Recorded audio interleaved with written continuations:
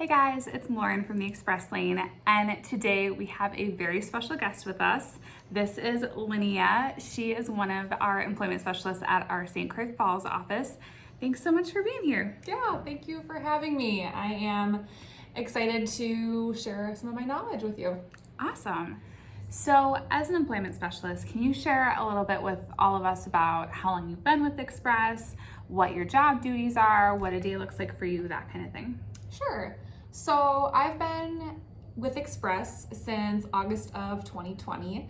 On a day-to-day basis, I meet with lots of people, lots of associates, and I get to know them on a personal level and a career level as well. Get to know their skill set, experience, what they want to do, and not just send them out to any job. Really find out what they want to do and play matchmaker. Fun. Another big part of my job is working with the companies in the area, getting to know them as well and what will work best for their company, for candidates, and just sending them out to interviews and just getting that process rolling. I think the fastest I've had someone at a job was the same day. Wow, that is fast. Yeah. So I pulled the numbers for the St. Croix Falls office, and it looks like in 2021 alone, you guys paid almost 700 people. So I know that you know a thing or two about helping people find a job. Yes, that is correct. So today we're gonna tell you about the best power tools to land the job interview. Let's get started. So first up, we have letters of recommendation. So references are great, but letters of recommendation, they tell more to a story. So they show your character, your skill set, how you prioritize, and they give evidence from an unbiased source, someone that is a third party that saw you actually at work. So do you think it's helpful for people to present a letter of recommendation like at the same time that they're applying, or is that something that's better to save for the interview to share at that time? What are your thoughts on that? I was thinking about that yesterday, and I personally would give them at the same time as a resume. Okay. Just right off the bat, I think that it makes you stand out a little bit more. So a letter of recommendation should be customized to the job you're applying for. I think that makes a little more sense in the hiring manager's or the interviewer's mind. It doesn't have to be a super long letter. It can just be a paragraph or even a few sentences, just kind of telling them a little bit about their experience working with you. And then personally, I have had 2 letters of recommendation. Okay. I think 1 is great, but 2 really shows a little bit more. Okay. And then do you include something on the letter of recommendation then that says the contact's information so that they could then reach out if they had any further questions? Yes. Okay. So always make sure that you are getting the person's first and last name and then their contact information. So number 2 for our job search power tools is going to be your resume. Now, I know we just talked about resumes not too long ago in one of our videos that was about our top resume mistakes to avoid. So I'm going to actually leave that linked up here in the corner box so that you can watch that video too once you're done watching this one, of course. And I think that a lot of people get really intimidated when it comes to building a resume. They think they need to have specific software for it, or it's just this very overwhelming thing. But the truth is that there are a lot of really simple resume builders online that you can do right in the web browser. You don't need any specific software to do it. And I wanted to cover a few of those with you guys today. There are sites like Resume Genius, even career search sites like Indeed will actually create a resume for you that you can download and then use even if you're applying for jobs outside of Indeed, so that's really convenient. There are also a lot of really great local resource workforce centers. I know there's one in River Falls, there's one in Balsam Lake up in the St. Croix Falls area, so those are really great places to go as well that the professionals there can help you with your resume. I also know that some colleges also offer really awesome resume services. I personally went to the University of Wisconsin River Falls, and I know that their career services department, they actually offer free career services for life. So any alumni can go to set up an appointment with a career counselor. They can help them with their resume, at any stage in their career, whether it's right after graduation or whether it's, 20 years down the road. So that's another really great resource to take advantage of too. So of course, any of the resources that we mentioned in today's video we'll leave linked in the description box below, so you can click on those for easy access. So our third power tool for nailing the job interview is actually hand delivering your resume. Ooh. So I can personally relate to this because that is how I got my job here at Express, actually. Same with one of our other employment specialists. She did the same thing, and that was a big reason why we were chosen for our jobs. That just adds an extra personal touch. So how I did it was I planned out my day.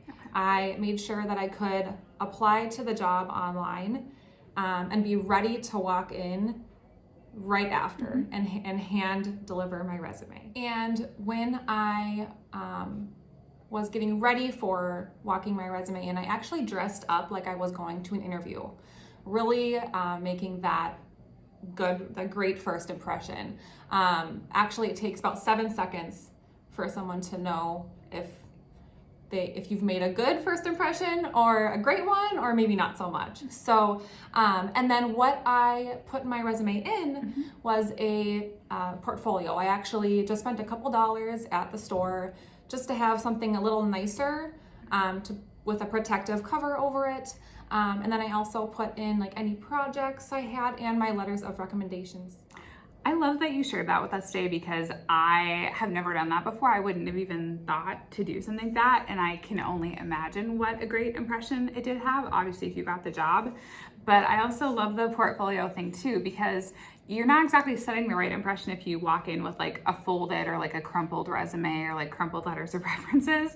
So I think that is a really awesome idea that I think, is definitely worth checking out in the future. Now, there are a lot of different ways that you can prepare for an interview, and technology has really come a long way when it comes to preparing for the interview now. Like, I was just looking online and I saw that they actually have online interview simulators now. Have you heard of something like that? Just recently I did notice that was a thing. They are so cool. And you can, some of them do cost money, but there was one that I was looking at that they basically set it up so that you can do an interview that is simulated. It records you while you're answering your interview questions, and they have custom interview questions for over 120 different jobs. So every question that they ask you is actually customized to the job that you're applying for. So I was just like blown away at something like that. I don't know if I would, pay that amount of money for it every month, but it was really just like, I didn't even know something that existed, honestly. Now, the free alternative to a site like that would definitely be going and just like Googling commonly asked interview questions. Obviously, they're not going to be customized to the job like these questions in the simulator are, but you could just Google just commonly asked interview questions, and then you could set up a camera, record yourself, play back your answers. I think that's a nice thing too, to just kind of review yourself while you're doing it, because you can see, are you smiling? Do you have good posture? Like, I don't have very good posture in this video right now, but it would just be a really great way to like make sure that you're making a good impression. Even if you wanted to like test out an outfit while you were recording to make sure that everything looked nice, I think that would be a really great idea too. And it's really funny, I actually think back to a date that I had with my husband. It was probably, years ago. It was probably within the first year that we were dating, and he was looking at another job. He had an interview lined up, and he was like, hey, could you just quiz me on interview questions? And I was like, sure. So it was very old school, just went on Google, printed out common interview questions, and then I just quizzed him. I think we were sitting in a library on a college campus in one of the study rooms that we were going through all of that. But it definitely helped, and he felt way more prepared going into the interview that way, feeling like he had talked through some of his answers to these really common questions that are typically asked in an interview. Another really awesome resource that I love to recommend to people is actually a job journey blog that our headquarters here at Express puts out. And they have a ton of articles. It's, just this huge catalog of articles on different interview questions, common interview questions, as well as specific interview questions. So they even created an ebook called Answering the Interview Question, which goes through Express's best tips and tricks for answering these common interview questions so that you can feel better prepared going forward. And of course, all of these articles, especially this ebook, we will again go ahead and link in the description box below so that you can check those resources out after you're done watching the video. So the fifth power tool for nailing your job interview is actually dressing like you have the job already. So dress for the job you want, dress like you already have the job, and it's always better to overdress just a little bit rather than underdress. So like I said before, it takes 7 seconds to make a great first impression. And just take into account too the job that you're applying for. Like, don't wear a ball gown if you're gonna go apply for a construction job. So take into account the type of job you're applying for. So our sixth and final power tool for landing the job is all about thank you notes. Now, I know that there are a lot of articles out there now and industry experts that are like, oh, thank you emails are totally fine. And they are fine. I mean, a thank you email is better than no thank you at all after an interview. But I'm kind of old school in that I like handwritten thank you notes. I still write handwritten thank you notes in my day-to-day life.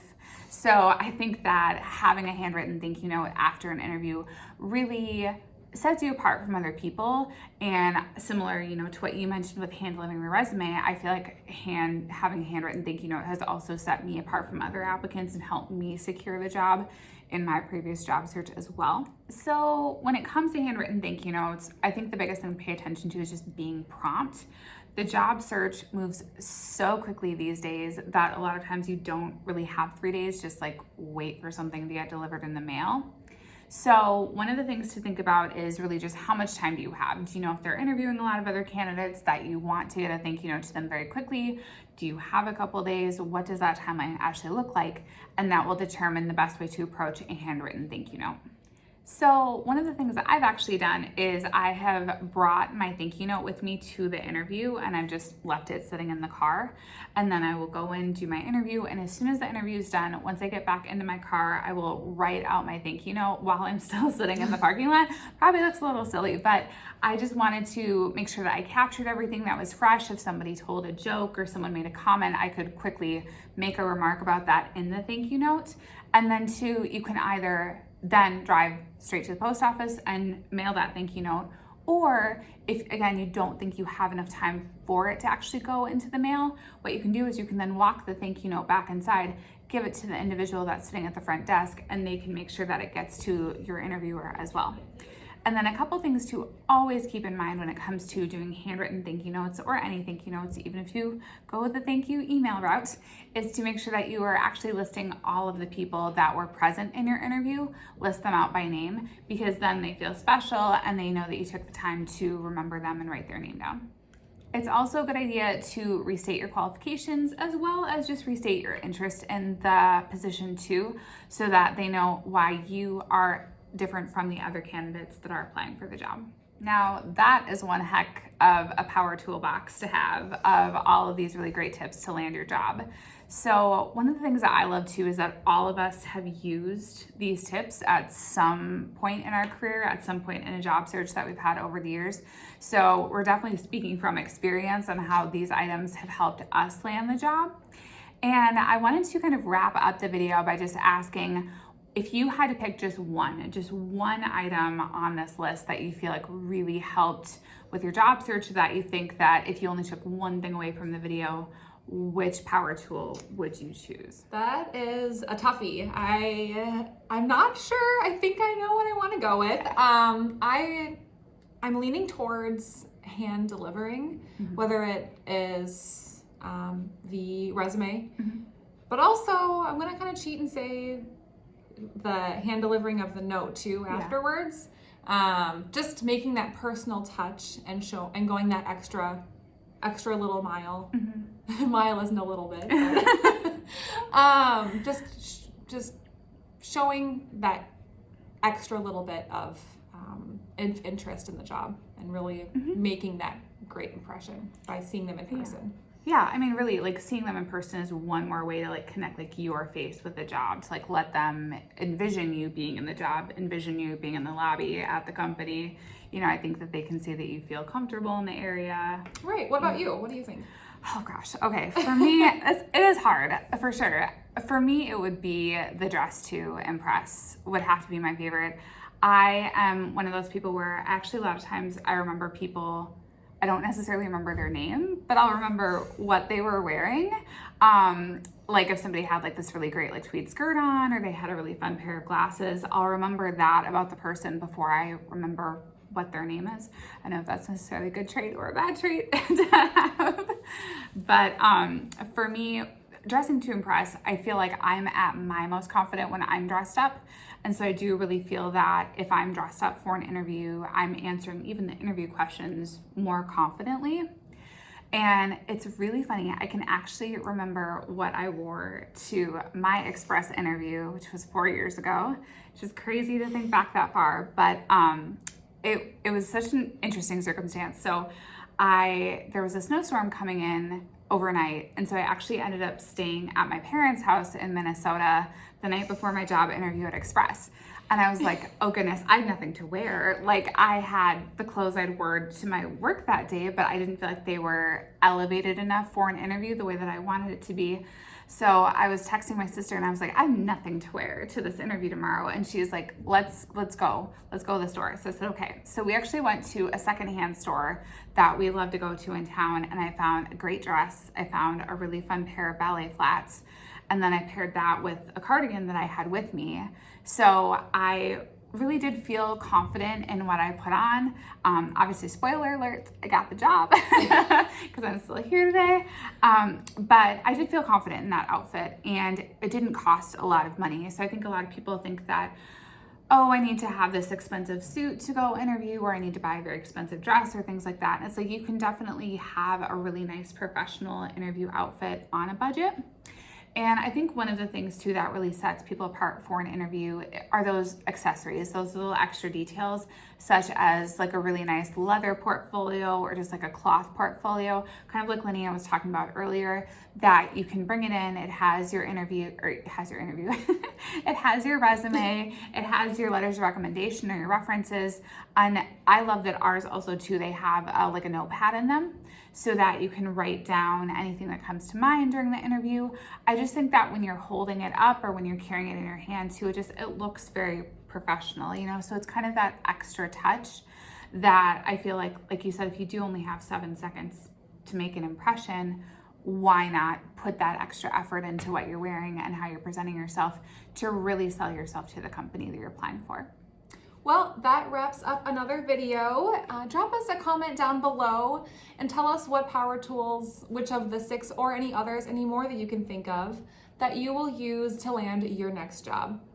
We will see you back here next Wednesday for even more tips and tricks to help you get your career in the Express lane.